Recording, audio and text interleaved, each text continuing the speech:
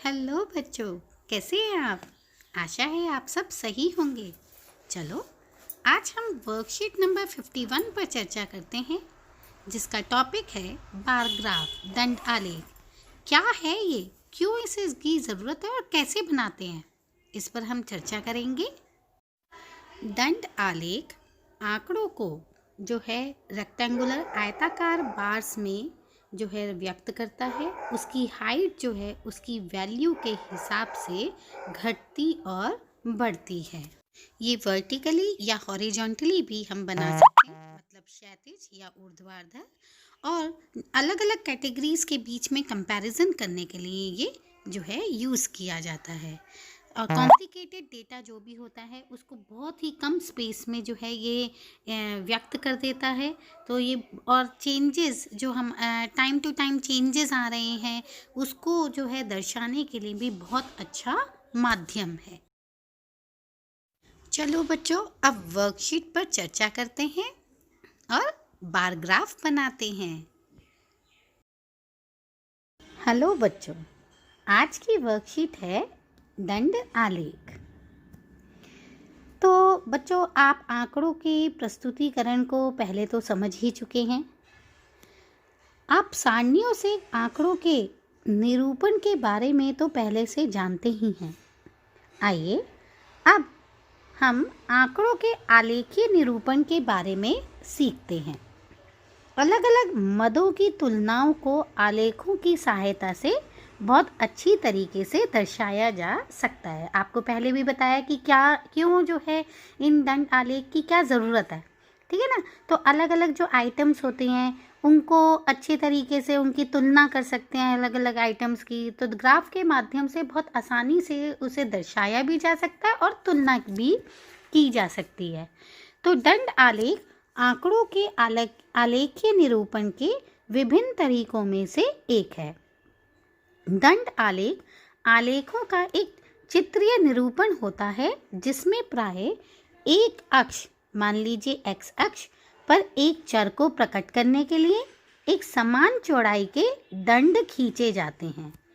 ठीक है बेटा, जैसे आपको अभी पहले भी दिखाया था, है ना, कि दंड आलेख बने हुए थे, है ना, चौड़े चौड़े जो हैं आयताकार रूप में बार बने हुए थे, और जो है वो उनके बीच की जो चौड़ाई है वो भी सारे सब में जो है वो समान होती है। हाँ, ऊंचाई जो है डिफरेंट डिफरेंट होती है उनके मान के हिसाब से। तो जिनके बीच में बराबर बराबर दूरियां भी छोड़ी जाती हैं। आपने देखा है उनके बीच में जो अलग अलग दंड आलेख बने थे उनके बीच में दूरियां भी जो है वो बराबर हैं। तो चर के मान दूसरे अक्ष, मान लीजिए y अक्ष पर दिखाए जाते हैं, और दंडों की ऊंचाइयां चर के मानों पर निर्भर करती हैं। तो एक दंड आलेख को देखकर आंकड़ों से संबंधित प्रश्नों के उत्तर आसानी से दिए जा सकते हैं, है ना, कि कौन सा जो है सबसे ज़्यादा किसका मान है। अब जैसे क्वेश्चन टू क्वेश्चन डिपेंड करता है क्या क्वेश्चन दिया गया, तो उसके हिसाब से हम जो है बहुत आसानी से क्वेश्चंस का आंसर दे सकते हैं। आंकड़ों को एक दंड आलेख के रूप में निरूपित करने के विभिन्न चरण होते हैं। आइए इसे एक उदाहरण से समझते हैं। अब देखो बेटा, एक उदाहरण दे रखा है जिसमें हमें बहुत सारे अलग अलग जो है मद दे रखे हैं, मतलब आइटम्स दे रखी हैं कि परिवार में जो मासिक जो खर्चा होता है वो कहाँ कहाँ खर्चा होता है, वो अलग अलग आइटम्स दे रखे हैं, और कितने रुपए का खर्चा होता है वो भी जो है दे रखा है।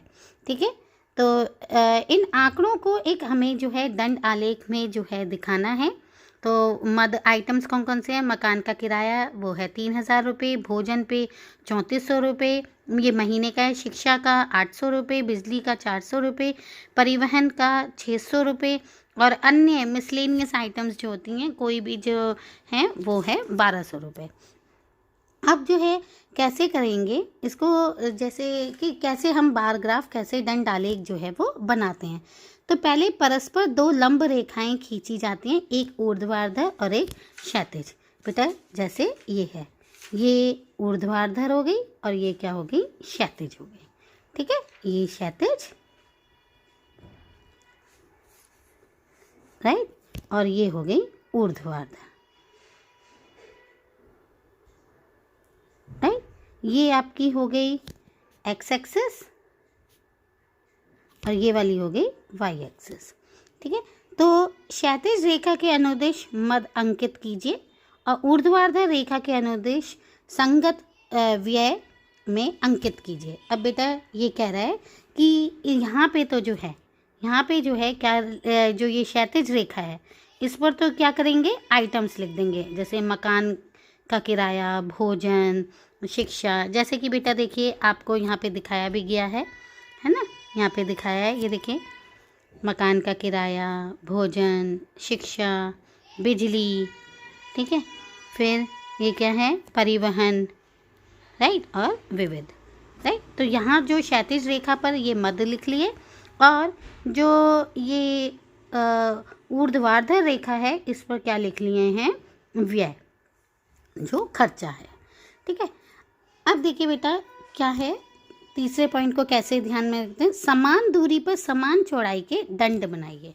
अब लेकिन बेटा सबसे पहले हमारा ये काम होता है कि हम ये देखें कि ये जो अंक भी लिखे जाते हैं ना, ये भी जो है इनके बीच में जो अंतर है वो समान होना चाहिए। ये नहीं कि पहले 3000 लिखा है तो पहले 3000 लिख लिया, फिर 3400 लिख लिया, फिर 800 लिख लिया, 400 लिख लिया, 600 ऐसे नहीं करते। क्या करते हैं हम जो है, क्योंकि इनमें बीच में जो है बराबर हमें दूरी रखनी है, तो कुछ ऐसा पैमाना लेकर के चलते हैं जिससे कि ये सारे अंक भी आ जाएं, ये सारे मान भी आ जाएं और दूरी भी बराबर मेंटेन रहे। ठीक है, अब जैसे इसमें ले रखा है कि एक इकाई जो है, जो एक बड़ा इकाई लिया है वो कितने का लिया है, 200 रुपये। तो देखो बेटा क्या कर रखा है, 200, 400, 600, 800, 1000, 1200, 1400, 1600, 1800। आप देख रहे हैं सब में 200 का अंतर है ना। तो अब क्या होगा, इसमें आपके जो मान आपको दे रखे हैं वो भी कवर हो जाएंगे और जो नहीं दे रखे, लेकिन कोई बात नहीं, क्योंकि हमें अंतर जो है वो बराबर लेना होता है, वो वैसे के वैसे निरूपित रहेंगे। तो जो है अब यहाँ पे पहले लिख लिया जाता है कि आप पहले को क्या मान के चल रहे हैं, 200। ठीक है, तो 200 का अब ये अंतर चलता चला जाएगा। अब देखिए बेटा अब जो है कैसे जो है निकाला जाए। अब जैसे यहाँ पे तो क्वेश्चन में दे रखा है कि मकान के किराए को जो है 3000। ठीक है, तो 3000 तो यहाँ पे डायरेक्ट दे रखा है। ठीक है ना, यहाँ पे तो इसका मतलब ये मकान का किराया का हमने जो है ये दंड आलेख बना लिया 3000, ये तो यहाँ पे दे रखा था। ठीक है, लेकिन कई बार क्या होता है कि कोई नंबर जो है, कोई मान जो है वो दे नहीं रखा होता और हमारे को क्योंकि इक्वल भी लिखना होता है, इक्वल डिफरेंस होना चाहिए, अंतर बराबर होना चाहिए, तो जो है कैसे करें। तो ऐसे में क्या करते हैं, अब जैसे 3000 दे रखा है तो 3000 को हम क्या करेंगे, हमने एक इकाई को क्या माना है, 200 रुपये, तो 200 से हम क्या कर देंगे, भाग कर देंगे। तो यहाँ पे क्या आ गया, 15, मतलब 15 इकाई जो है वो हमारी क्या हो गई, 3000। तो 1 2 3 4 5 6 7 8 9 10 11 12 13 14 15 है ना 3000। तो यहाँ तो क्योंकि क्वेश्चन में दे रखा है और आगे जब आप प्रैक्टिस क्वेश्चंस देखेंगे तो उसमें आप ये देखेंगे कि कई सारे मान आपको दे नहीं रखे, मतलब वो उस टेबल में आ नहीं पाएंगे, क्योंकि जो पैमाना हम लेकर चल रहे हैं तो उनको हम इस तरीके से भाग करके जो है निकाल लेंगे बहुत आराम से।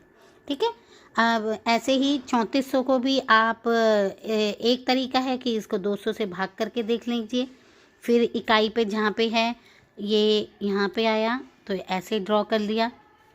ठीक है, अब आपने देखा यहाँ इनके बीच की दूरी जो है वो बराबर है। फिर है हमारे 800 देखिए बेटा ये यहाँ पे है 800, तो ये इतना। अब आप देख रहे हैं ये डिफरेंस, ये जो डिफरेंस है, ये जो बीच की दूरी है ये बराबर आ रही है ना, बराबर।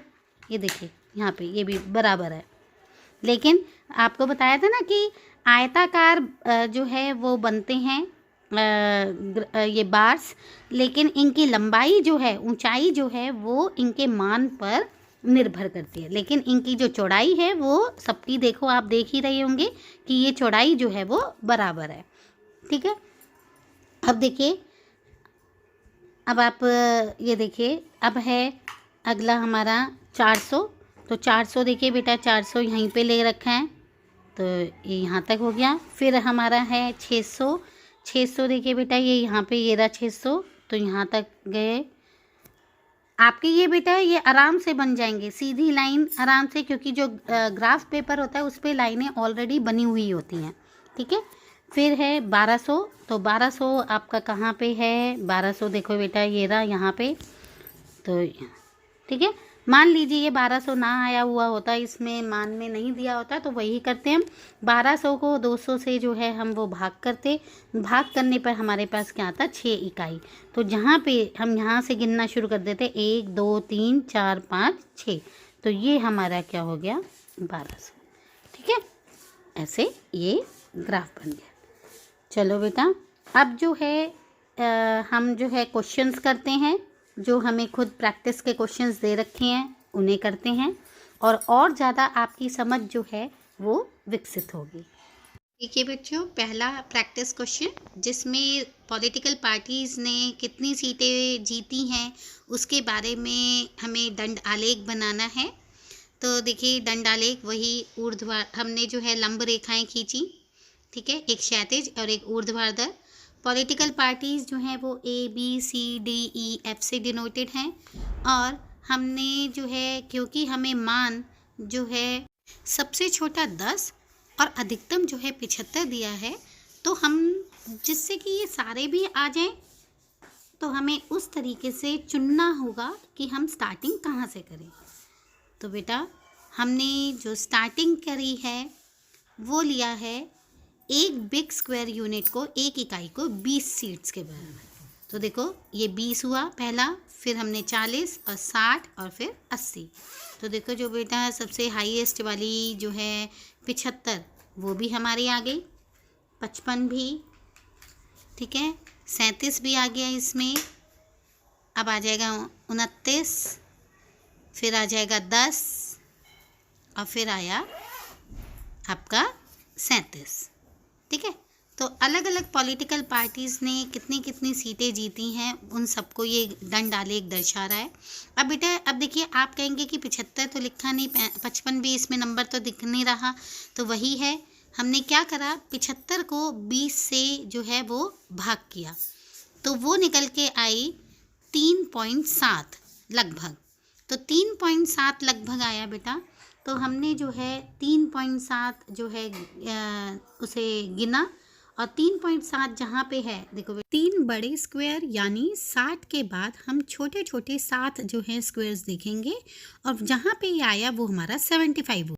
ऐसे ही भाग किया 55 के लिए, 37 के लिए, 29 और 10 के लिए, और जहाँ ये आया वहाँ पे उसको वहाँ तक दंड आलेख बनाया। दूसरे क्वेश्चन में भी हमें जो पैमाने हैं, साइकिलों की संख्या वही सेम दे रखी है, तो हमें अलग से भाग करने की ज़रूरत नहीं पड़ेगी, लेकिन वर्ष अब दे रखे हैं। अब जो है पॉलिटिकल पार्टीज़ की जगह वर्ष है, तो उसे चेंज कर देंगे, और सीटों की संख्या की जगह साइकिलों की संख्या लिख देंगे, जैसा कि अब आप देख रहे हैं। दूसरे क्वेश्चन में आखिरी में 37 नहीं दिया है, तो वो हमने हटा दिया है। तो बेटा, आशा है आपको समझ आ गया होगा कैसे बनाना है ना? इजी है, बना के देखिएगा, प्रैक्टिस ज़रूर करिएगा। आज की चर्चा बस यहीं तक, फिर मिलते हैं। अपना ख्याल रखिएगा, बार बार हाथ धोते रहिएगा और मुंह पे मास्क लगाइएगा। Bye bye.